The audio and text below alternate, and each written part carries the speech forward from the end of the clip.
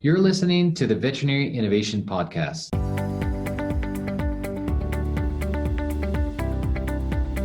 You're listening to the Veterinary Innovation Podcast. My name is Sean Wilkie, and along with my awesome co-host, we interview the innovators in this space every week. Ivan, please go ahead and get us started. Hi, I'm Ivan Zach, and I'm happy to introduce you to CJ Burnett. We're going to talk about financial independence for veterinarians. CJ is a financial advisor with West Shore Financial Group. He's a co-founder, speaker, and financial advisor with Florida Veterinary Advisors. He holds a degree of BA in finance from University of South Florida College of Business. Couple fun facts: he's an accomplished violinist and a fiddle player. Apparently, dropped out of school to do that. And he is happily married with a daughter, and he's an avid lifelong sports fan. Welcome to the show, CJ. Thanks for finding the time. Yeah, no problem. Thanks for having me. Financial independence for veterinarians, very broad, but you specialize in a very specific time period of their career. Can you expand on what do you do? Yeah, so when it comes to being innovative, I always think of a lot of what we're doing because we're bringing a very different flavor to the vet space that has always existed in a lot of other industries. But I graduated with a bachelor's degree in finance. My background's in finance. I knew how to trade stocks before I could legally drink. Funny enough. In Canada or US? Because it's different. US, yeah. Yeah, US. But yeah, so we sit in a spot that really works with veterinarians on how to exit their practice. I'm a certified exit planner. That's a designation that people in our industry can get to work specifically with business owners who are trying to sell their business. Usually there's kind of a joke around our office of most business owners want to sell in somewhere around 5 to 7 years. And even if you walk away from that conversation, come back 10 years later and you ask them when they want to sell, they usually say 5 to 7 years. It's a very hard thing to do, especially if it's something that you built as a business owner. You have an emotional attachment to it. And so a lot of the times figuring out what life looks like on the other end of business ownership is hard to think about. Yeah, I can relate to that, especially the emotional attachment to businesses. And I've got an anecdotal example. I think for about 3 years now, I've been trying to get Dr. Zach to change his message on his cell phone. It says, "You've reached Dr. Zach at SmartFlow." It's been a long time, dude. It's time to let go. Can I retain one thing? I think that I actually signed off all the rights, but I don't think in my asset purchase agreement there was you have to change your answering machine. So I'm keeping it. So, CJ, super important topic. I work with a lot of consolidators and I see a lot of the things on that side, on the purchaser. And to a lot of them, it's sort of it's a revolving door. It's a very quick rinse and repeat. And the way I see it on their side, the process that they're going through and the process that how emotionally attached the seller is, it's almost like two different planets, like they're completely different planes. And then especially what happens after acquisition as well. How do you prepare people that are selling their entire sort of lifelong investment career plan and the retirement plan and transition into being under management by someone else and losing independence? Such a great question. So I think that there are several things that happen as a business owner builds their business that they don't really realize is happening. The first one is they're building business wealth, but they're not translating that business wealth into personal wealth, and they think that there's a particular day and time when that day will come, as opposed to figuring out how to build personal wealth and business wealth at the same time. And so, a lot of the times people will reinvest in their business without necessarily making sure that some of the cash flow from the business is put on their personal balance sheet. And over time, what ends up happening is they get to a spot where they need to sell. It's no longer of do they want to sell. It's like they have to sell because maybe they're getting older and their body's starting to not be so agile, or maybe they get in a spot where they're just burnt out from vet med. And so what ends up happening is they get in a spot where they would like to have a legacy in their business. They would like for somebody, another vet per se, to come in and take over for them. A lot of the people that we talk to really want that, but they get in a position where they don't have enough personal wealth, and then they have to sell to a consolidator, to a third party, in order to have enough to basically live on in retirement, let alone sometimes they're just taking whatever they can get, as opposed to having enough to continue the same lifestyle into retirement. That's amazing. And so the natural question is, when is the right time? If you're a veterinarian in your 40s and you're practicing and you own the practice, When should you start to think about the exit plan? From the very day that you buy it, you want to be thinking about your exit. Only because, so there's only three doors that a business owner can walk through.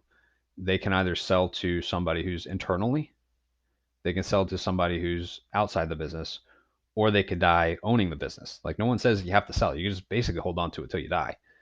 Granted, I think every business owner out there has a preferred choice. And sometimes if people aren't aware that if they don't plan for any of those choices, then they're going to have to pick the best one at the time, that whatever situation that they end up being in, as opposed to having a first choice and then planning for that first choice to happen and then having a second and a third backup. So let's talk through scenario. What do you like? What is the like? Let's call them first three things you need to think about if you're planning an exit. Like, I assume this is boosting your EBITDA because that's the multiples are going for. And how long in advance? Let's say I came to you today and said, "Well, it's in 5-7 years," but then in reality, I'm burned out, and you're like, "Dude, you got to sell now because you're not going to make it better." So what are those three things you'll say we have to look at these three things first? Yeah, the first thing is built around protecting the business from, and I'm not just talking about insurance planning. I'm talking about protecting it from the standpoint of being innovative with how you pay employees. The biggest asset in the business are the employees. If you have people that need to be retained and you don't have a way to retain them, that can be an issue. In fact, if you have good retention programs, that can boost your value of your business. Sometimes someone's going to pay more for a business because they know that through the sale of that business, the key employees or the critical employees are strapped to the business long enough to allow for that sale to go through. And then even a few years later, where they know that those people are not gonna leave. Yeah, that makes a ton of sense. What about the difference in an exit multiplier? So say somebody works with someone like yourself that has this designation and they kind of go in with the end in mind, as opposed to somebody that finds themselves in a precarious situation where they haven't planned. What's the difference look like? To kind of revisit that. So I think the first thing is protect. The second thing is to grow. That comes along the lines of what Ivan was saying, of EBITDA. How do you grow profits? You got to look at your reward programs. How do you leverage key metrics in the business to motivate employees that have impact on profits and costs to increase that? And then the third thing is the actual exit plan. Like, what is your first choice? Do you want to sell to an insider? Do you want to sell to an outsider? Those are probably the three steps, right, Ivan? To go back to what you were saying, that's the three steps. Now, the difference between somebody who doesn't plan for their exit and someone who does plan for their exit can sell their business, live the exact same lifestyle that they were living because they've got enough personal assets on their balance sheet to be able to reproduce the income. So, you get a 5 to 7 multiple of let's say of a business, right? To just kind of throw a number out there. Well, that means you got to get a pretty significant rate of return if you're going to live on the interest. That concept of living on the interest, which honestly I think is expired thinking. I think that died back in the 90s. Probably should stay there, but it continues to creep up, especially in financial planning. And if you're going to live on the interest, that's like you got to get a 15-20% rate of return of whatever investment you put those sale proceeds into in order to continue to live that same lifestyle you were before. So, unless you sell your business for an extreme multiple, it puts people in a bad position. Now, on the other side of exit, right, on how you get income from your assets, that piece of it almost comes before even understanding the exit. Like, how am I going to structure my assets as an individual so that my family can continue to live the same lifestyle that I had before as I was a business owner, so that whenever I do sell the business, it's not going to be a complete shock to my lifestyle. So you mentioned magic word, certain KPIs. Can we talk about so typical vet, I'm a vet by trade, right? So typical vet works, 20, 30 years in his own practice, thinks, okay, this is my retirement plan, never looks at the P&L, never looks at any accounting documents, salaries are paid. He sponsors his son's football team, buying them t-shirts. That's his marketing plan. And all that, typical kind of the scenario. And then he goes, and then when I retire, I'm going to sell my practice and I'll go traveling as much as I want. And then someone like you comes in, you run the paperwork and you're like, dude, you're in trouble. If you'll get anything for this is great, but you'll have to stay and work for another 15 years in it because whoever you sell to, you're the unicorn that was producing. So what do you say? Okay, this is what we're going to start measuring this is the most important, like 5 things that we need to start to focus on. What are those KPIs? Yeah, so I usually bring in other experts to help me with that. And we don't really do a whole lot of internal measurements in the business. There's CPAs and there are other types of consultants that we use that we leverage on the internal aspects of it. And then we usually will work on the other end of the retention programs and the recruiting programs. The reward programs, there's a few ideas that we have, but for the most part, we rely on other professionals for that. But I will say that when it comes to retention programs, that's one thing that the banking industry has gotten pretty down pat, and coming to the innovative idea of veterinary practices taking retention programs from other industries can really help with that. Yeah, it's really interesting. Let's double click on this idea of the personal balance sheet. Let's talk about that a little bit, CJ. So what does that diversification look like? How does a veterinarian do that? What's the magic there? So, most people in the finance industry are really focused on micro issues when it comes to personal planning. So, where you invest your 401k, those kinds of things. They very rarely will get into the macro issue. The macro issue is that idea that I just said, like, how are you going to get to the place where you're financially independent from the business? And, whether that takes in the form of having employees in the business so that you can walk away, or whether that comes in the form of selling the business and realizing enough wealth from a personal perspective that you can walk away and have this lifestyle that you want. I think that on the personal side, an optimal place to be oftentimes isn't found until after someone's become perfectly organized. So business owners, by and large, I don't think I've met one yet that was perfectly organized. And what I mean by that is, they know where everything is. They have it all laid out in a really good format. We use technology to basically do that for us and for the client.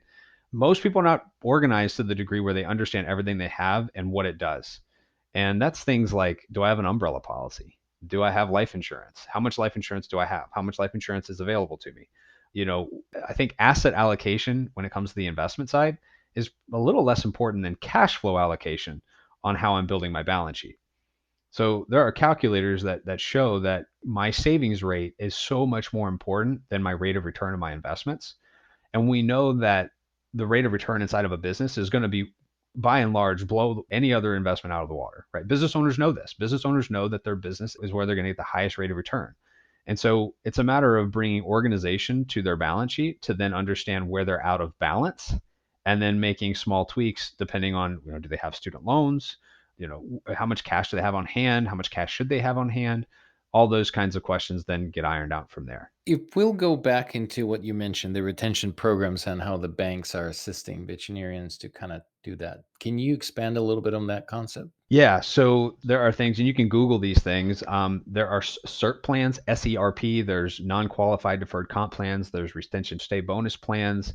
There's executive bonus plans. There's key benefits that you can provide just to executives. There's a lot of different things that are out there that are accessible to any business owner to use and leverage in order to retain employees. And best retention programs follow a couple different, I would say, metrics.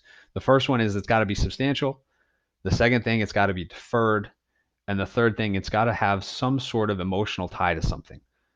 So, oftentimes people will say, well, I've got a retention program. It's, my 401k doesn't fully vest. Like, people don't fully vest in my 401k until they've been with me for 6 years. Well, after 6 years, if Banfield's got a 401k, which they do, then what's going to stop them from going and working for Banfield if they're going to offer them more money and more benefits? Like, what's going to retain that employee? And so there are other things beyond 401ks and health insurance and things like that people can look into on how to retain employees, where it's substantial enough that it's going to motivate them. It's deferred, which allows for cost recapture. And then it's also emotional. So it provides, maybe you say, look, you stay with me for 10 years and I'll pay for your kids to go to college or something like that. So that kind of dips into a big area of my sort of research and interest right now. I usually look at the pay and things like that as they're, of course, things, but then there's motivators, and they're intrinsic motivators, and how do they align with the organizational behavior in general. So I like what you mentioned about, your kids will go to college. A lot of these things are, they're still monetary, they're still extrinsic. Is there a way, or do you guys kind of participate in that, helping to align people purpose with the financial planning. So build the purpose behind of what the employees do, because otherwise it's just a lot of day-to-day thing. Absolutely. That third piece of that retention program, if it's not custom to that individual, I'd say it has less umph, right? If it's not catered to the individual, then it's just not going to feel as genuine. And we all, as business owners, we love our employees. Our business is not just meant to provide for our families, but also for their families as well. So, to piggyback on kind of what you're saying, like culture obviously is a big deal. Reward programs is a big deal, but culture and reward programs are really the day to day, month to month kind of thing. That's the short term. Retention programs are meant to be more for the long term. And then recruiting programs are meant to make sure that you recruit the right kind of talent to the business, as opposed, you hire a circle person and you really needed a square person in that position, right? And just making sure that you're using the right recruiting tools for the right individuals. Yeah, no, I totally get that. So we're right now we're looking at, how to, because again, you're dealing on this side of the single practice owners. We're dealing with the consolidators, and we're designing this methodology where basically you combine things like curiosity, passion, and purpose with the autonomy of the employees, and then leverage their mastery through continuous education, and then you get the full kind of merge of everything that person wants to achieve in their sort of career. And that's really cool that you're talking about that, because none, I think, of veterinarians actually think that way. I mean, very few that I met, at least not out of school. I've done 2 vet schools. None of that is available to veterinarians in vet schools. And then when you get to the point when you're selling, hopefully you meet someone like you, then you can, walk them through it and build the importance. We've done some retention programs where the person that they're trying to retain is meant to take over the business. Yep. And that deferred benefit that was substantial was an emotional tie to owning the business. And so the money came full circle, and it allowed for that person to maybe, start the process of buying equity in the business to transition. I think that the veterinarians over time, I think that they're starting to move towards the thinking that you're saying. I don't know. I'm kind of encouraged to hear you talk about that. It's really interesting. I mean, both me and Ivan have been involved in several businesses, and one of my early companies, I gave 1% ownership to my bookkeeper accountant, and he's still with that company, and I've been gone for a couple of years. So it's very interesting to kind of see what those different hooks that you can put in place do. And I think your point about making sure that you've got a way for those key people to be able to continue on and be stuck and have kind of an ownership state of mind when it comes to the business makes a big difference when it comes time to exit. And I think the biggest mistake I've seen vets make is giving away equity. Because it's kind of they use equity to try to leverage as a way to keep people, and there's so many other ways that you can do it that don't. The problem with giving away equity is if you ever want it back, it's very difficult to do.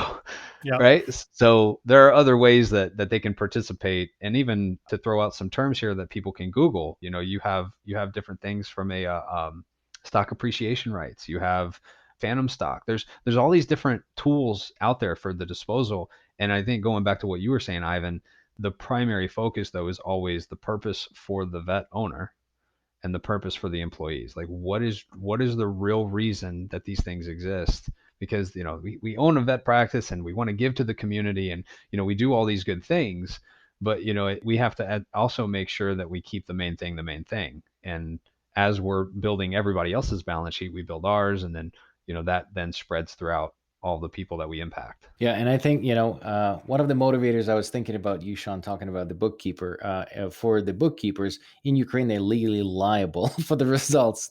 So actually, the accountants have a legal liability behind the business. It's interesting. Like it's not actually the CEO. Like if there's an accounting mistake, they can go to jail. So it's interesting. That's another motivator. So interesting. Yeah, guys, listen, this has been a really charged up and fun conversation, but CJ, we're out of time. We like to end every episode in the same way. But let me also kind of get you a plug in there. If people would like to learn more about you or the work that you guys do, how do they find that out? and then I'll roll into the questions after that. Yeah, so we our website is FL Vet Advisors. We're FloridaVeterinaryAdvisors.com. However, we work in I think 25 states now. I've lost count since probably the last few months, and so that's how they can find us. Just FLVetAdvisors.com. We also have a podcast called the Smarter Vet Podcast. That we talk a lot about. Like there's going to be an episode coming up pretty soon on how to get finance married, right? For those people who got married like years ago, didn't really know exactly what they needed to do after they got married, because two become one, right? But they don't talk about how you do that financially. So we do things like that on the podcast. So CJ, the last questions that we have for you is, what's in a book, a TED Talk, something that you've seen or ingested recently that you found inspiring? Yeah, inspiring and helpful for the 4 disciplines of execution. I would say I've applied that to my business, to employees, to performance, to my marriage, to my parenting. I mean, that book by and large can be applied to everything. The 4 disciplines of execution, it's been really helpful for me as far as getting things done efficiently.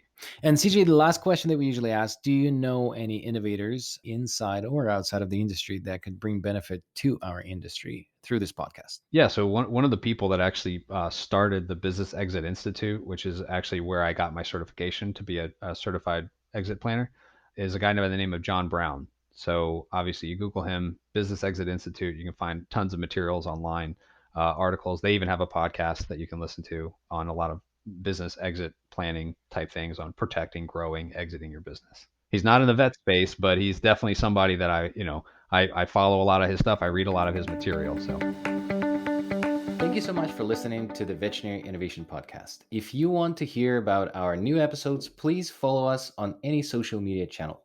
Also, you can check out our website at veterinarynnovationpodcast.com. See you next week.